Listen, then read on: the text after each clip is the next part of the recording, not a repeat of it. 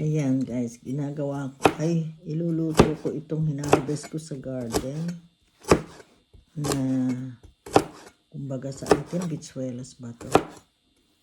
Parang green beans na malalapad.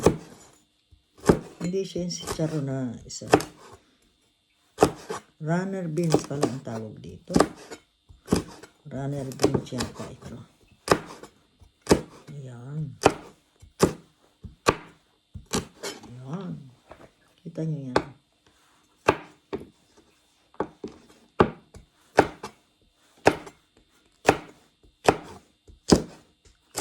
Nagawa tayo ng ginisa sa baboy. Sibuyas, kamatis, tapos baboy. Ayan. Para sa akin lang. Ayan. Pag darating yung anak ko yun, kukuha yun. Kasi hindi ko ito mauubos. Madaid-daid din. Ayan. Sarap ito. Lagi ako bumibili ng ganito. Mahal yung ganito. Ilang piraso lang mahal na. Ito. Galing sa garden. Oh. Diba? May tinanim na naman daw. May aanihin. Kaya guys, kayo, matuto rin kayo magtanim. Kahit sa paso lang. Yan, mainit kasi sa atin, mabubuhay. Ito, sa lupa siya. Nag-ano rin ako, tanim lang ako sa paso yung aking mga kamatis sa paso lang, nakalagay lang ito. Ayan. Okay, doon ako kumukuha ng pang ano. Ayan, mataba itong isa. Kailangan ano. Ninipisan ko. Taba eh.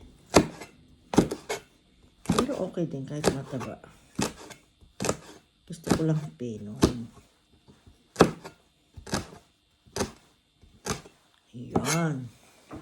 Mahirap din mag ganito ng ano ha. Ang tawag dyan.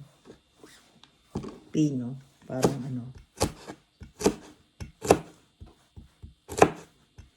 Ayan. Nakikita nyo yan. Pakita ko sa inyo paano pagluto nito. Simple lang. Alam ko okay na to eh. Ayan. Ayan. Kaya maganda may tanim. Mahal ang mga gulay ngayon. Kaya kailangan. Diba?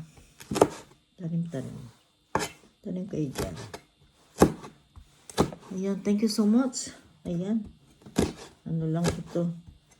Pakita ko lang sa inyo.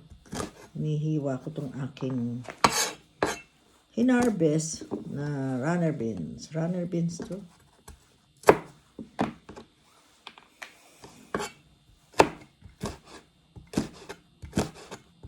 Naraira rin.